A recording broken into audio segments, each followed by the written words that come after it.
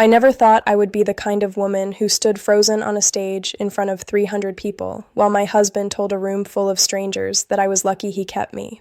But there I was, in a burgundy dress I'd spent 2 weeks choosing, watching James hold a microphone like it was a scepter, his voice dripping with that particular brand of charm that had fooled me for 8 years. The charity gala was supposed to be our night, the evening where his company would announce a major partnership, and I would finally be acknowledged as more than just the woman who smiled beside him in photographs. Instead, it became the night everything shattered, and the night I discovered that revenge, when served with patience and precision, tastes better than anything I could have imagined. It started 3 hours before the event, in our Kensington townhouse, when I overheard James on the phone in his study. I had walked past the half-open door, carrying the shoes I planned to wear, and his voice stopped me cold. "Mother, I've told you a dozen times, Sarah serves a purpose right now," he said, his tone flat and businesslike. Nothing like the warm voice he used when he knew I was listening. "She makes me look stable, responsible. The board loves the family man image. Once the merger goes through and I'm secured as CEO, we can revisit the conversation about Helena." Helena, the name sent ice through my veins. I pressed myself against the wall, barely breathing. "Yes, I'm aware Helena comes from proper money. Yes, Mother, I know Sarah's background isn't ideal, but for now, she's useful. Think of her as an investment that's almost matured." The words hit me like physical blows. An investment, almost matured, as if I were a bond reaching its redemption date, something to be cashed in and replaced with a better asset. I stood there in the hallway, my heart pounding so loudly I was certain he would hear it. But James continued his conversation, his voice dropping lower as he discussed specifics. "The merger should finalize by March. After that, we can start the process quietly. Helena's father has connections at every major bank in London. The marriage would position me perfectly for the European expansion." He laughed then, a sound I had heard 1,000 times, but never truly understood until that moment. "Sarah's been useful for the sympathetic angle, the self-made man with the working-class wife. But that narrative has an expiration date, Mother. The board wants sophistication now, connections, old money credibility. I should have stormed in right then. I should have thrown those shoes at his head and walked out. But something stopped me, something cold and calculating that I didn't know lived inside me. Instead, I stepped back silently, returned to our bedroom, and finished getting ready with hands that shook only slightly. In the mirror, I looked at myself, really looked. 34 years old, marketing director at a mid-sized firm, daughter of a teacher and a nurse from Manchester, and apparently an investment that had almost matured. The woman staring back at me had sacrificed so much. I had given up a promotion in New York to stay in London with James. I had smiled through countless dinners with his dismissive mother, endured her thinly veiled comments about my accent, my family, my education from a state university rather than Oxbridge. I had decorated this house according to his mother's suggestions, hosted dinner parties where I was expected to be charming but not too opinionated, beautiful but not attention-seeking. I had managed his social calendar, remembered birthdays and anniversaries for his entire family, played the perfect wife while building my own career on the side, and now I knew exactly what I was to him: useful, temporary, disposable. I thought back to our wedding day, 8 years earlier. We had married at a small church in the Cotswolds, James insisting on intimacy over the large society wedding his mother had wanted. At the time, I had thought it was romantic, a sign that he valued our connection over social appearances. Now I wondered if he had simply been embarrassed, unwilling to parade his working-class bride in front of his elite social circle. I remembered our vows, the way his eyes had seemed to shine with genuine emotion, the way he had whispered forever against my lips during our first dance. Had any of it been real? Or had I been a strategic choice even then, the respectable wife who would make him seem grounded and relatable to the board? The memories tumbled through my mind as I applied my makeup with mechanical precision. I thought about the early years when we had lived in a modest flat in Clapham and I had believed we were building something together. James had been working his way up at his father's investment firm, and I had been establishing myself in marketing. We had spent evenings on our small balcony, drinking cheap wine and dreaming about the future. Or at least I had been dreaming. James, apparently, had been planning. I remembered the moment everything had started to shift. It was 4 years into our marriage, when James had been promoted to senior vice president. His mother had taken me aside at the celebration dinner and said, with that particular smile that never reached her eyes, You must be so proud, Sarah. Of course, James's success is really a family achievement, isn't it? We all play our parts. At the time, I had thought she was being inclusive, acknowledging my support. Now I understood she had been putting me in my place, reminding me that my role was to facilitate James's ascension, not to have ambitions of my own. The gala was held at the Dorchester, in a ballroom that glittered with crystal chandeliers and the kind of wealth that whispers rather than shouts. James was in his element, working the room with practiced ease, his hand occasionally touching the small of back in a gesture that now felt like ownership rather than affection. I smiled. I made conversation. I laughed at the right moments. And I watched him, really watched him, perhaps for the first time in years. I saw how his eyes glazed over when I spoke, how he steered conversations away from my work, how he introduced me with, "This is my wife, Sarah," and nothing more, as if I had no substance beyond my relationship to him. I watched him with Julia Pemberton, the CEO of a major pharmaceutical company, seeing how animated he became discussing her career, her achievements, her insights. He never looked at me that way when I talked about my work. He never asked follow-up questions or expressed genuine interest in my professional challenges. Throughout the cocktail hour, I observed the patterns I had been too close to see before. When I mentioned a recent campaign I had developed, James would nod vaguely and change the subject.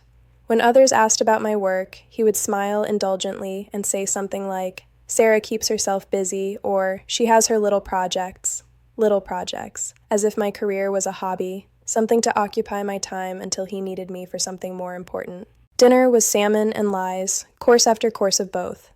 James sat beside me at the head table, entertaining a cluster of executives with stories that painted him as a visionary, a risk-taker, a man who made bold decisions. I recognized some of these stories.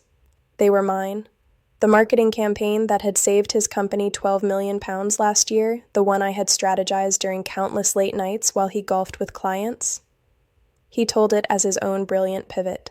"We were hemorrhaging clients," James was saying, his voice confident and engaging. The board was panicking, talking about massive layoffs, and I realized we needed to completely reimagine our brand positioning.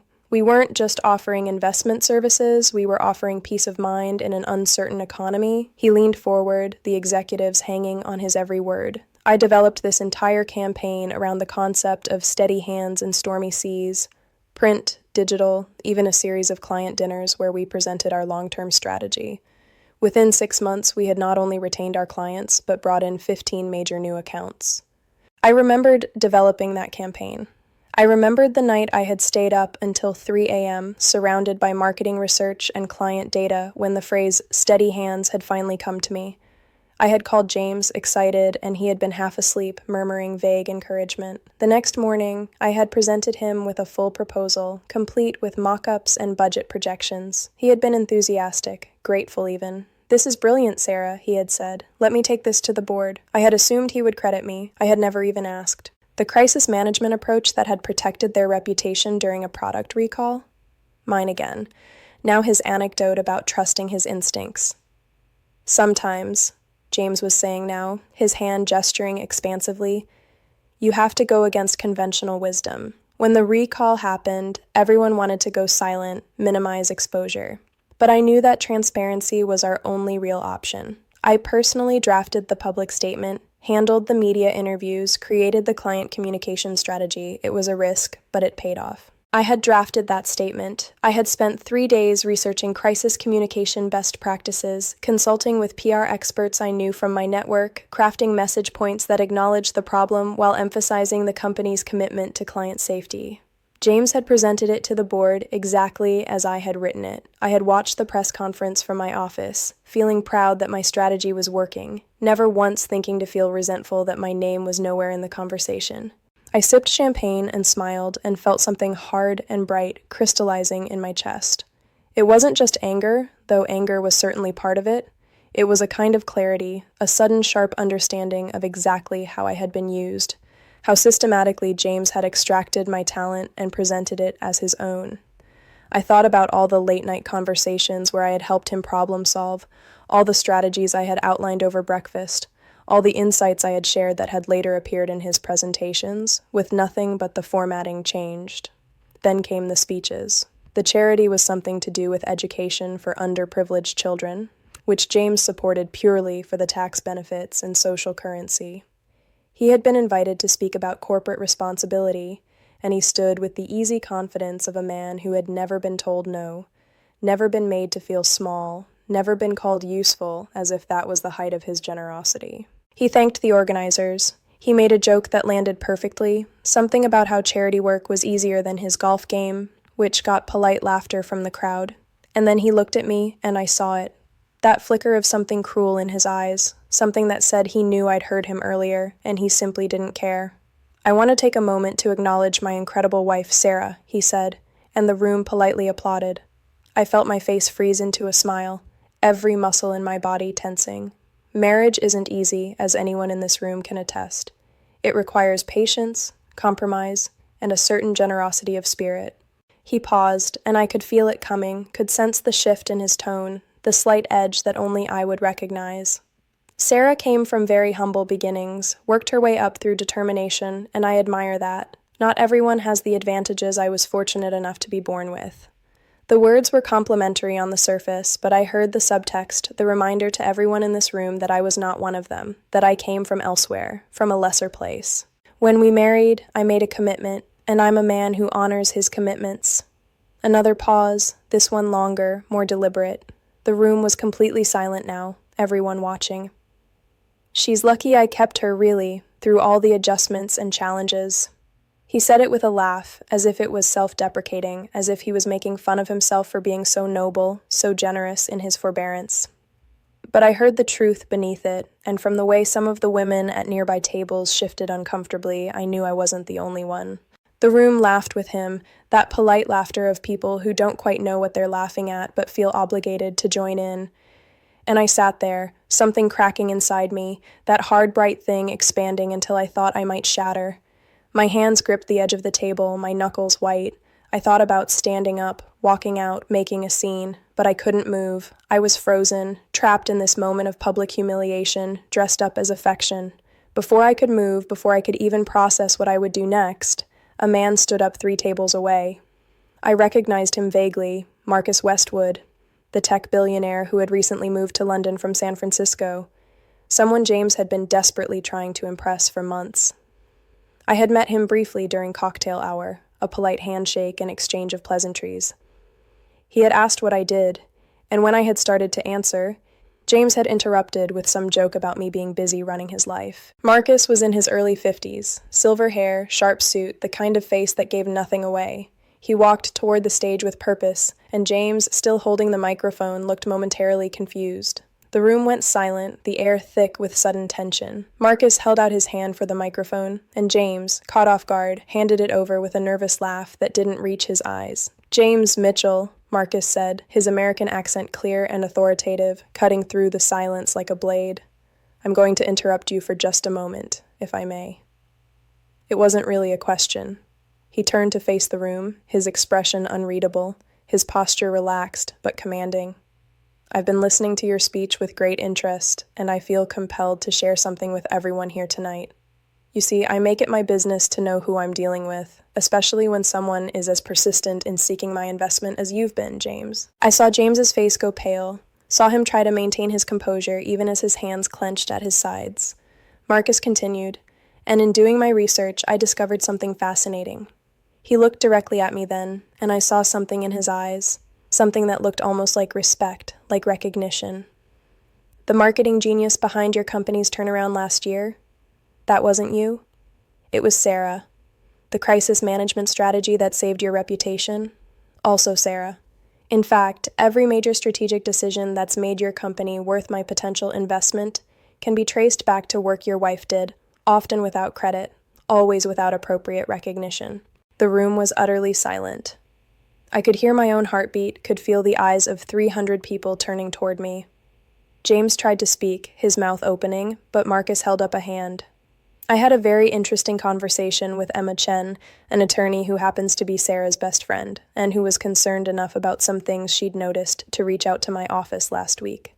She provided documentation, emails, strategy documents, all time-stamped, all clearly authored by Sarah. I felt dizzy. Emma had done this? Without telling me? I scanned the room and found her near the back, tears streaming down her face, her expression fierce and protective and apologetic all at once. When had she done this? How had she even known to reach out to Marcus? Marcus's voice continued, clear and damning. So when you stand here and make jokes about how lucky your wife is that you kept her, having just claimed credit for her work not 5 minutes ago, I think this room deserves to know the truth about who's really been lucky in this marriage. James Mitchell, you've built your reputation on your wife's talent, and you've done it so systematically, so deliberately, that it can only be called theft. He walked over to me then, his eyes kind despite the harsh words he had just spoken. He handed me the microphone, just walked over and placed it in my hands, then stepped back, giving me the space to choose what came next. I stood on shaking legs, looking out at 300 faces, at James whose expression had gone from pale to furious, his jaw clenched, his eyes blazing with impotent rage. I could have said nothing. I could have handed the microphone back and left quietly, let Marcus's words speak for themselves. But something in me, that hard, bright thing that had been crystallizing all evening, demanded more. I took the microphone and I spoke. I didn't know Marcus was going to say any of that, I began, my voice steadier than I felt, carrying clearly through the silent ballroom. But since we're being honest tonight, let me add something. 3 hours ago, I heard my husband tell his mother that I serve a purpose, that I make him look good, and that once his merger goes through, he can revisit his relationship with someone named Helena, someone who apparently comes from proper money, unlike me. The gasp from the audience was audible, a collective intake of breath.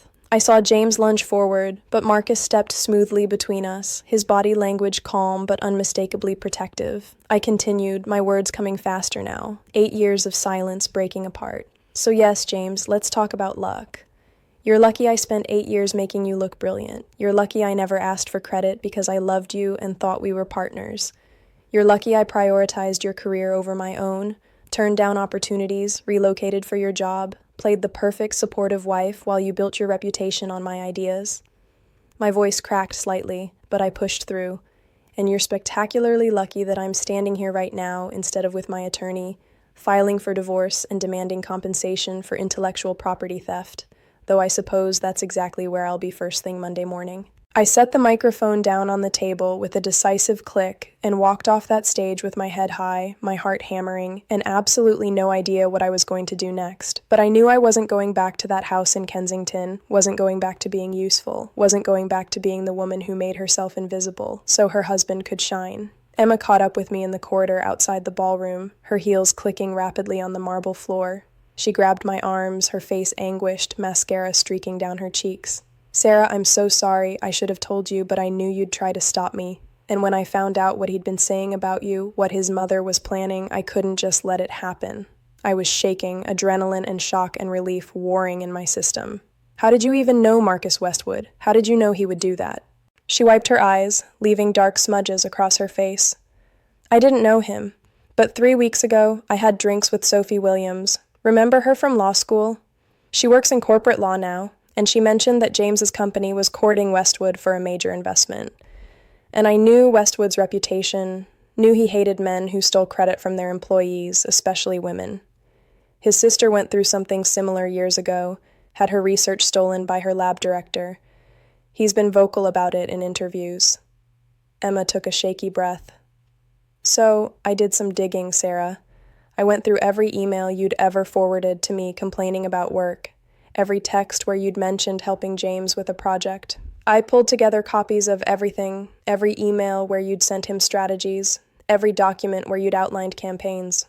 And I sent his office a package 2 weeks ago with all of it, every shred of proof that your work had made James's career. You gambled that he'd care enough to look into it, I whispered, understanding now the enormity of what my friend had done, the professional risk she had taken. I gambled that he'd be exactly the kind of man his reputation suggested, Emma said fiercely. And I was right. His office called me 4 days ago, said they'd verified everything, and asked if I would be at the gala tonight.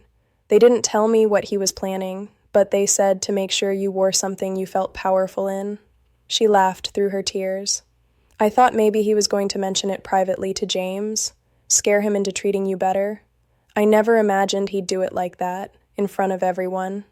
I pulled her into a hug, this friend who had known me since university, who had watched me slowly disappear into James's shadow, who had risked her own professional reputation to protect me.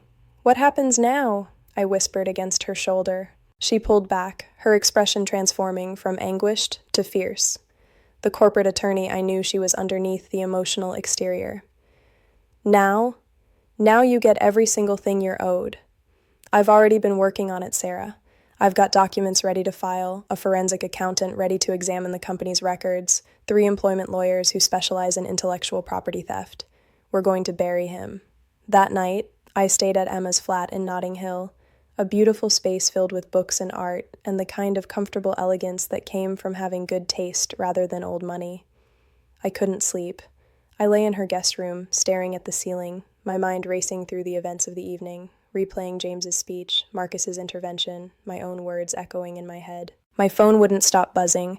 Text messages from people I knew, people I didn't know, journalists, former colleagues, James's family members.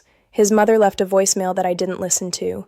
James himself called 17 times before I blocked his number. But there were other messages too, messages of support from women I barely knew, former classmates, colleagues from years ago, all saying variations of the same thing. They had watched me diminish myself, had seen how James took credit, had wondered when I would finally see it too. The next morning, I woke up in Emma's guest room to find my phone still exploding with notifications. I had 47 missed calls, hundreds of text messages, and my social media accounts were flooded.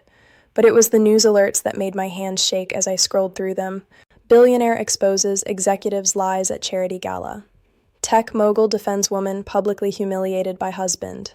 Investment firm under fire after wife's work revealed. James Mitchell's career built on stolen ideas claims wife.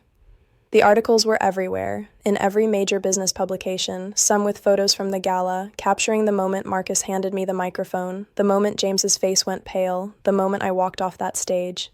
I scrolled through article after article, seeing my name, seeing James's company mentioned, seeing quotes from people who had been in that ballroom. One article included a statement from Marcus's office. Mr. Westwood has built his career on recognizing and rewarding genuine talent. When presented with evidence that a brilliant strategist's work was being systematically misattributed, he felt morally obligated to correct the record. He stands by every word he said and has offered his full support to Mrs. Mitchell as she pursues appropriate legal remedies. Another article had managed to track down several of James's employees who spoke anonymously about the culture at the firm. "We all knew," one person was quoted as saying. Everyone knew the best ideas came from Sarah, but James presented them as his own. It was an open secret. My phone rang with a number I didn't recognize. My hand hesitated over the screen, but something made me answer. "Sarah Mitchell?" The voice was female, professional, crisp. "This is Catherine Reeves from Westwood Enterprises. Mr. Westwood would like to meet with you this afternoon if you're available. He has a proposition for you."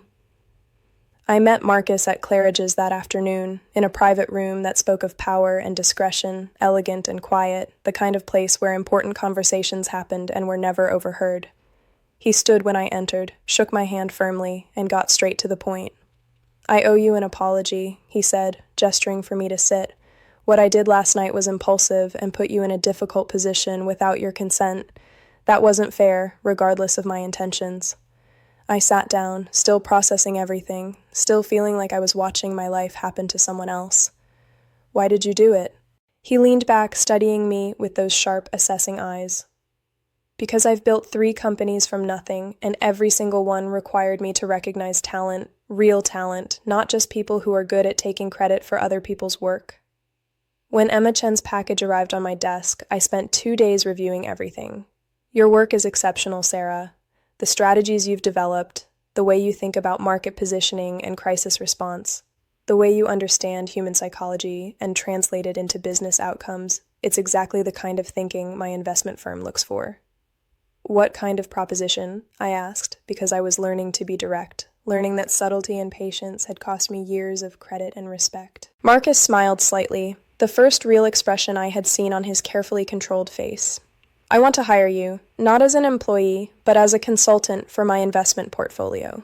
The pay is substantial, the work is challenging, and you'd be working directly with me and my senior team. We acquire companies, restructure them, take them public. Every single one of those processes requires brilliant marketing strategy, brand positioning, crisis management. I need someone who can do what you've been doing, but this time with full credit and full compensation. I felt dizzy again, but this time with possibility rather than shock. What kind of pay are we talking about? He named a figure that was triple my current annual salary. Just for consulting work, just for doing what I had apparently been doing brilliantly for years without recognition. But more than that, Marcus continued, I want to help you get what you're owed from your husband's company. Emma tells me you signed a post-nuptial agreement 5 years ago. I nodded, confused about how this related. James insisted on it when he was promoted to senior vice president. He said it was standard, that the board required it for executives. Something about protecting company interests in case of divorce. Marcus's expression hardened, his jaw tightening. That agreement waives your right to any intellectual property you developed during the marriage, doesn't it? It essentially says that anything you create while married to him belongs to both of you, but in practical terms, it means he can use your work however he wants, with no obligation to credit or compensate you. I had signed it without really understanding, trusting James when he said it was just a formality, just standard corporate protection. Yes, I whispered. That's exactly what it says. Emma's already filed a motion to invalidate it, Marcus said, his voice firm and certain. She's arguing that it was signed under false pretenses, that you weren't properly advised of your rights, and that it's being used to facilitate ongoing theft of intellectual property. And I've put my legal team at your disposal. They're the best in London, Sarah. They've handled cases like this before, though admittedly, never one quite so blatant. We're going to prove that your work made his company valuable, and we're going to get you compensated accordingly. I left that meeting with a consulting contract worth 3 times my annual salary, a legal team that terrified me with their efficiency and confidence, and a plan. Not just for divorce, but for something bigger. Revenge, I was learning, wasn't about anger, though I had plenty of that. It was about strategy, patience, and making sure that when the dust settled, the truth was undeniable and the consequences were permanent. Over the next 3 weeks, I moved into a flat in Marylebone that Emma helped me find. A beautiful 2-bedroom with large windows and space that felt like mine in a way the Kensington townhouse never had. I served James with divorce papers that included a detailed accounting of intellectual property theft, complete with exhibits, timestamps, email chains, and a demand for compensation that made Emma smile when she handed me the folder. James predictably fought back. His lawyers argued that I was delusional, that I had simply supported his work as any good wife would, that the idea of intellectual property theft within a marriage was absurd. His mother released a statement to the society pages calling me ungrateful, saying I had married above my station and was now trying to destroy a good man out of spite. James himself gave an interview to the Financial Times where he painted me as someone who couldn't handle being married to someone successful, who had grown jealous and resentful, who was making up stories for attention. I watched that interview in Emma's office, surrounded by boxes of evidence, filing cabinets full of proof, 3 lawyers who knew exactly how to dismantle every lie James told. And I felt nothing but a cold, clear certainty that I was doing exactly the right thing. The discovery phase was brutal and beautiful. Emma's firm, backed by Marcus's resources, subpoenaed everything. Every email James had sent in the past 8 years, every document, every presentation, every strategy memo, every internal communication. We found chains of correspondence where James had forwarded my work to his executives with instructions to implement it, always careful never to mention my name, always presenting it as his own directive. We found drafts I had written that had later appeared as his presentations with nothing but the formatting changed. We found a file on his personal computer labeled Sarah's Ideas, with dozens of documents, each one a strategy I had shared with him casually, each one later presented as his own insight to the board or clients. The file was like a smoking gun, undeniable proof that he knew exactly what he was doing, that this wasn't accidental or coincidental, but deliberate and systematic. But perhaps the most damaging evidence came from a series of emails between James and his executive team from 2 years earlier. In them, James explicitly instructed his team to never mention my name in connection with certain projects, to present strategies as developed internally rather than attributing them to me. Sarah's contributions should remain behind the scenes, one email read. The board responds better to leadership that appears to originate from within the executive team. Emma's investigators also uncovered something I had never known. 3 years earlier, I had been recommended for a consulting position with one of James's major clients, a retail company that had been impressed with my work on a campaign.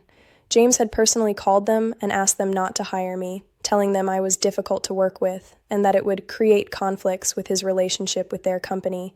He had cost me a job, sabotaged my career to keep me dependent and available for his use. The divorce trial began 6 months after that night at the gala. The courtroom was packed with journalists and industry observers, the case having become something of a sensation in business circles. Emma was magnificent, methodical, and fierce, walking the judge through document after document, email after email, building an undeniable case that I had been the strategic mind behind James's success and that he had deliberately hidden my contributions. The most damaging testimony came from James's own employees. Emma had found 3 people who had worked directly with both of us, who had seen the emails, who had been in meetings where James presented my strategies as his own. One of them, a woman named Claire, who had been his executive assistant for 5 years, testified that she had been explicitly instructed to delete my name from documents before they were distributed to the board. Mr. Mitchell would forward me documents from Mrs. Mitchell, Claire testified, her voice shaking but clear. They would have her name in the metadata, sometimes in the headers. He would tell me to clean them up, to make them look like they had originated from his office. I did it dozens of times, maybe hundreds. Another former employee, a senior strategist named David, testified about a meeting where the board had questioned one of James's strategies.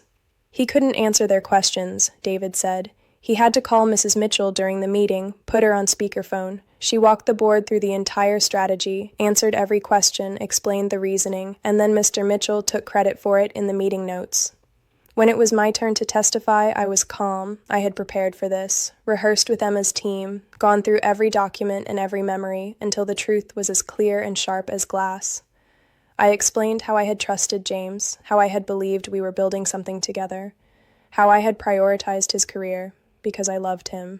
I talked about the morning of the gala, hearing him call me useful, hearing him discuss Helena as if I was simply in the way of his plans. "Did you ever ask for credit?" James's lawyer asked me during cross-examination, trying to suggest I had been complicit in my own erasure. "I asked once," I said, remembering. "It was about 3 years ago, after a particularly successful campaign. I mentioned to James that it might be nice if my name appeared in the press release. He told me that it would look political, that it would seem like he was giving his wife special treatment, that it would undermine the company's credibility. He made it seem like not taking credit was the ethical choice." "And you believed him?" "I believed my husband," I said simply. "I trusted him. That was my mistake." James testified too, and it was excruciating to watch.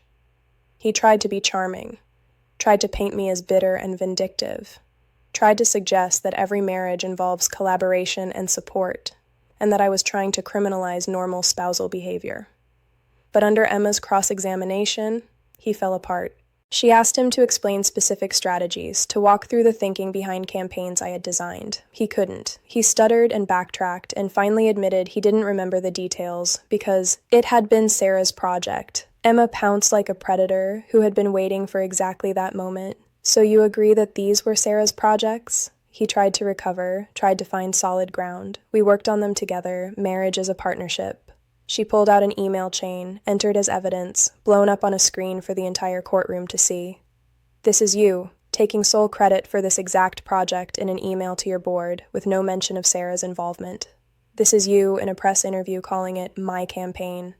This is you accepting an industry award for this work without mentioning your wife once in your acceptance speech." She turned to look at him, her expression cold. "Were you working together then, Mr. Mitchell?"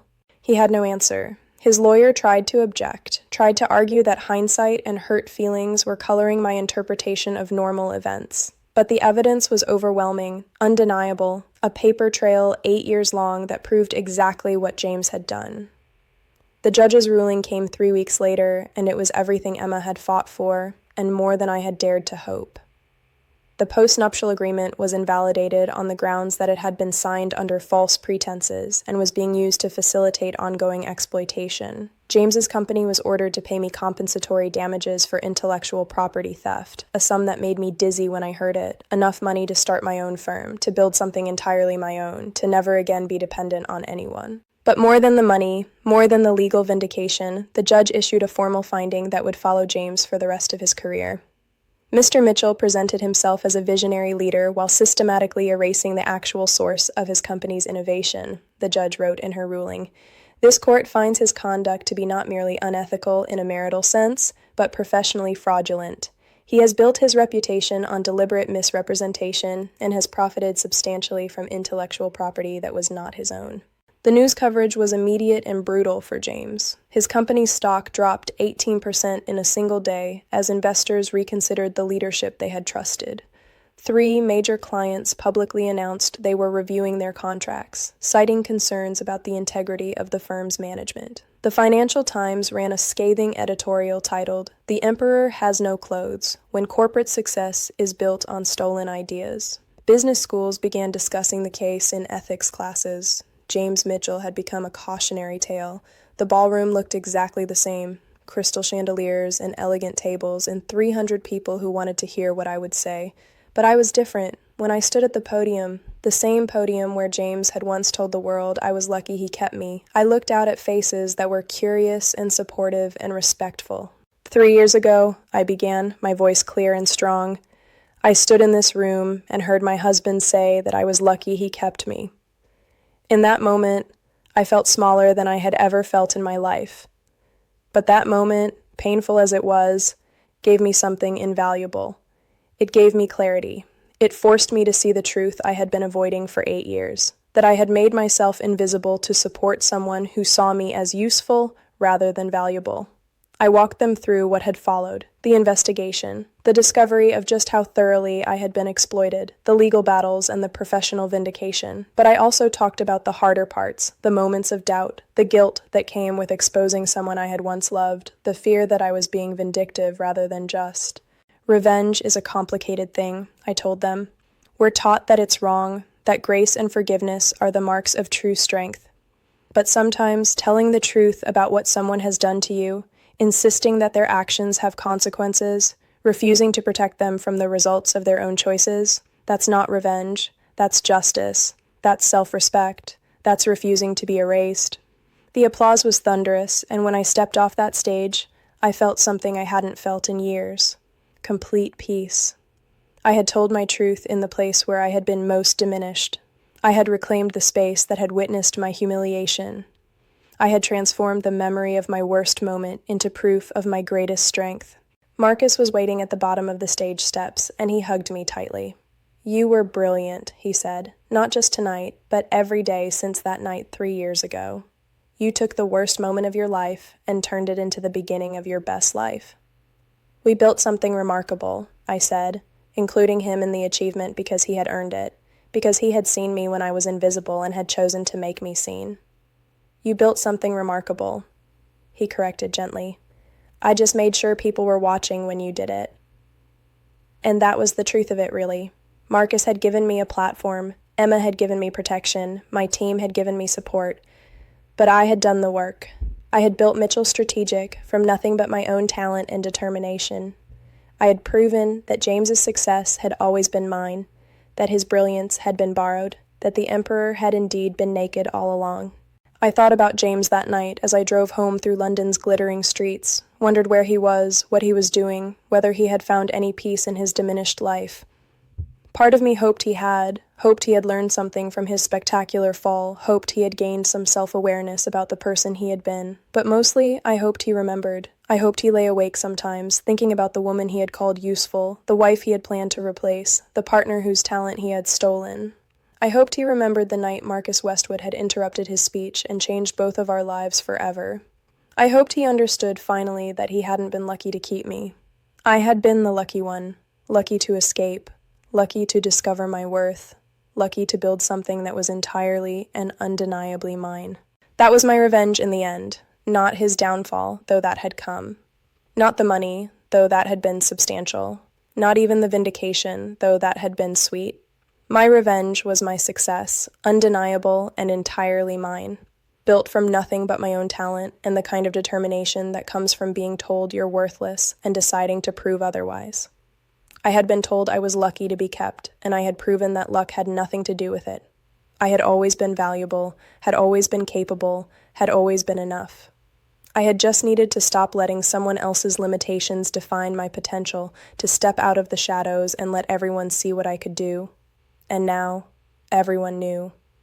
James Mitchell had built his career on lies and theft, and Sarah Mitchell had built hers on talent and truth, and the kind of revenge that doesn't destroy, but illuminates.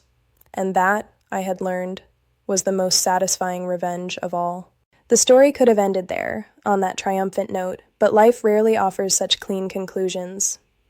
6 months after the gala speech, I received a message that surprised me. It was from James's mother, of all people, asking if we could meet for tea. I almost declined. What could she possibly have to say that I would want to hear? But curiosity won out, and I agreed to meet her at Fortnum and Mason, neutral territory, public enough to be safe. She looked older when she arrived, the imperious confidence I remembered dimmed by something that might have been shame. We ordered tea in silence, the ritual giving us both time to find our words. "I owe you an apology," she said finally, stirring her tea with precise, controlled movements. "Several apologies, actually. I was cruel to you during your marriage. I made you feel inadequate, unwelcome, less than. And when everything came out, when I learned what James had done, I realized I had been complicit. I had encouraged him to see you as a tool rather than a partner. I had prioritized his advancement over basic decency. And I am sorry." I didn't know what to say. An apology from this woman who had made 8 years of family dinners feel like examinations I was failing felt surreal. "James is in therapy now," she continued. "Real therapy, not the kind his lawyers suggested for appearances. He's beginning to understand what he did, how wrong it was. He asked me to tell you that he's sorry, though he knows he has no right to your forgiveness and doesn't expect it." "Why are you telling me this?" I asked. "Because I want you to know that your truth had consequences beyond punishing James. It changed me too.